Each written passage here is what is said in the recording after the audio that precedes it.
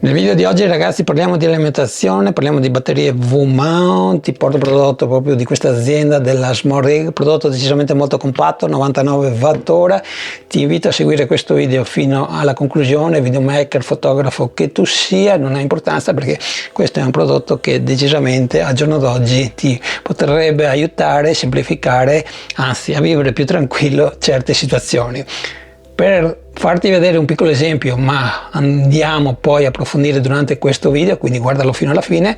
In questo momento ci ho collegato contemporaneamente 5 device: la mia fotocamera tramite una porta di tap, batteria dummy, un monitor da 8 volt, un monitor da 12 volt, sto caricando il mio telefono e sto caricando anche la batteria al litio di questo piccolo illuminatore della Geo, con questa piccola batteria V-mount della Small Rig. E per tutti coloro che si chiedono: ma Andrea, come si fa a ricaricare questa batteria una volta che l'ho scaricata? Beh, molto semplice ragazzi, abbiamo due possibilità. Quella che ti vado a consigliare è tramite la porta di tap, magari se non hai nessun alimentatore te lo prendi da 8 A, così la ricarica è tra virgolette anche abbastanza veloce, perché ci vogliono sempre quasi 4-5 ore, ok ragazzi? Ovviamente se hai un alimentatore da 4 A va benissimo, però la ricarica sarà più lenta. L'altra alternativa, se non vuoi acquistare nessun alimentatore, utilizza proprio il tuo alimentatore del tuo telefono tramite la porta USB di tipo A o anche di tipo C. Quella di tipo A supporta fino a 65 watt, quindi se hai un alimentatore decisamente potente, come alcuni telefoni hanno al giorno d'oggi, la ricarica sarà abbastanza veloce, non quanto come quella della ditta, però ci siamo vicini.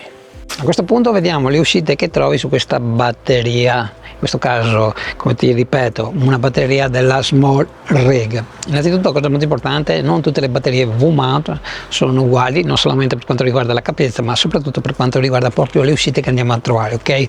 Di solito una batteria V-mount, chi ovviamente le utilizza già sa di cosa sto parlando, di solito è dotata di una porta di tap che è quella più utilizzata. Ovviamente i classici innesti di una batteria V-mount nativa, ricordo che V-mount è un brevetto proprio di Sony di tanti anni fa, il nome prende proprio dall'innesto a forma di V, e ovviamente poi negli anni, specialmente in questi ultimi 5-6 anni, le batterie V-mount si sono ovviamente anche dotate di altre porte come l'ADC e ultimamente anche USB di tipo C, ok? Quindi il consiglio che ti do, se ti serve proprio una batteria V-mount, valuta anche a cosa ti serve, cosa devi alimentare, ok? Comunque in questo caso, te lo dico già in anticipo, è una batteria che praticamente ha tutto quello che ti serve, ok? Perché abbiamo quasi praticamente tutte le porte. Quindi partiamo innanzitutto dalla parte destra, dove trovi un tasto che serve solamente per, una volta che l'hai pigiato, indicarti la carica residua. Abbiamo un piccolo display OLED e ti dà la percentuale, molto utile, piccolino, e ovviamente non è che lo vedrai tantissimo, specialmente all'aperto come una giornata come questa. Quindi partiamo dalla parte sinistra e troviamo la porta che io vado a utilizzare di più, che è molto utile anche perché ho moltissimi cavi di tap, ok? Da qui escono 14,8 volt, ok? Quindi devi prestare sempre molta attenzione, però ti posso dire che in commercio ci sono anche dei cavi dotati di un riduttore di voltaggio. Ad esempio, se compri una batteria finta, la classica dummy battery, che ti serve proprio per alimentare la tua fotocamera e quindi avere un'autonomia decisamente prolungata, ha una riduzione proprio del voltaggio che lo porta da 14,8 a 7,8 volt, il giusto voltaggio che serve proprio alla tua fotocamera, ok? Ovviamente se hai bisogno di più di tap puoi ovviamente anche qui attaccarci delle prolunghe. Comunque non credo che ne avrai bisogno, proprio perché nella parte superiore abbiamo innanzitutto un coperchio in silicone, abbiamo due porte DC, una da 8 volt e una da 12 volt. Quella da 12 volt di solito la andrei a utilizzare per alimentare proprio il monitor, e quella da 8 proprio per magari alimentare la tua fotocamera, ok? Poi abbiamo una cosa molto importante che di solito non eravamo proprio abituati a trovare sulle batterie V-mount, quindi a tutti gli effetti diventa un power bank con gli steroidi, perché adesso abbiamo anche due porte USB, una di tipo C e una, la classica USB-A, che tra l'altro supportano anche la ricarica rapida se è un telefono che la supporta, ok? Quindi è una cosa molto interessante. se devi magari anche ricaricare un drone, la batteria di un drone o qualsiasi altra cosa, questa batteria può tornarti decisamente molto utile. Cosa molto importante che devo ovviamente dirti, che non tutti sanno, comunque ti invito sempre a leggere proprio nel sito della SmallRig le caratteristiche di questa batteria, che queste porte USB di tipo A e di tipo C, di solito proprio tutti conosciamo che il voltaggio che di solito produce una USB è di 5 volt, il giusto voltaggio proprio per alimentare un telefono, però qui dal momento che abbiamo una BMS decisamente con gli steroidi, utilizziamo sempre questo termine, dalla USB di tipo C possiamo far uscire anche 20 volt e questa è una bella cosa, specialmente ti porto un esempio: se devi alimentare un piccolo illuminatore come quelli che ti ho fatto vedere recentemente della Colbor, della Gion, che funzionano esattamente con la porta USB di tipo C, quindi potrai usufruire di tutta la potenza del faretto e questa è una bella soluzione, ok? Giusto per lavorare in mobilità proprio con il faretto. E invece nella porta USB di tipo A il voltaggio massimo in uscita che possiamo ottenere è di 12 volt.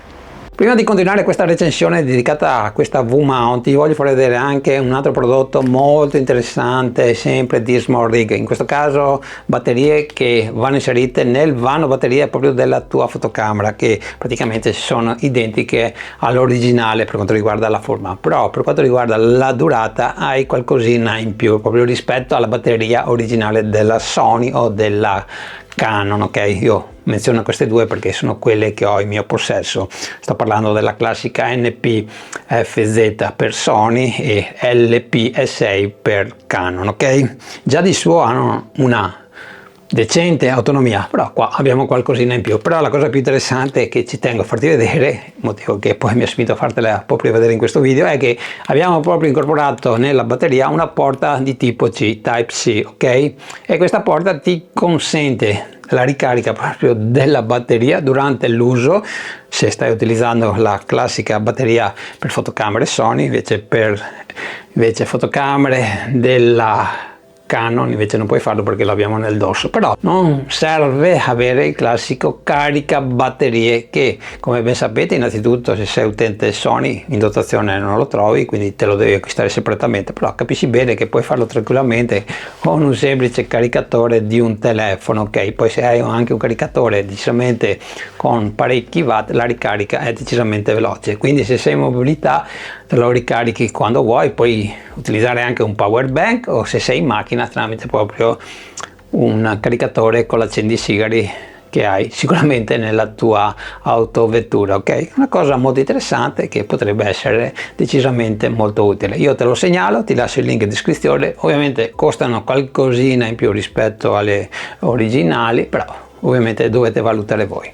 Link in descrizione e continuiamo con la recensione della V-mount. L'accessorio che ti voglio far vedere adesso è decisamente molto importante e tutti i videomaker secondo me la devono avere. Allora, questa come stai vedendo è una batteria, in questo caso NPZ della Sony. Come vedi ha un cavo a spirale e in questo caso è per fotocamere Sony, però questo accessorio è disponibile per qualsiasi fotocamera.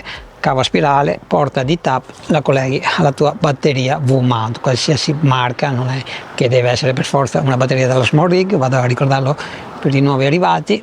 E con questa batteria cosa avrai? Beh, innanzitutto questa è vuota, al suo interno non c'è praticamente nulla, abbiamo solamente i contatti che una volta che la vai a inserire nella tua fotocamera con il cavo alla porta di tap, come ti dicevo, della batteria, avrai un'autonomia decisamente prolungata. Facciamo l'ipotesi che questa batteria ti consenta di registrare in 4K per un'ora, con la batteria V-mount che abbiamo tra le mani avrai un'autonomia decisamente maggiore, ok? E quindi puoi registrare senza interruzioni. Vediamo adesso il prezzo di questa batteria, così cerco anche di risponderti. Sicuramente è una domanda che alcuni di voi secondo me si saranno posti, perché dopo aver visto questo prezzo secondo me sono rimasti un po' sbalorditi, perché non è decisamente un prezzo molto conveniente per alcuni di noi e sono anche d'accordo con te. Comunque ti vado a rispondere a questa domanda che ti sarai fatto in base alla mia esperienza, ok, di utilizzo non solamente di batterie V-mount, di batterie a litio in generale. Anzi, ti dirò di più, negli ultimi anni, dal momento che ho proprio questa passione della batteria, diciamo così, dal momento che ho intenzione di farmi tra l'altro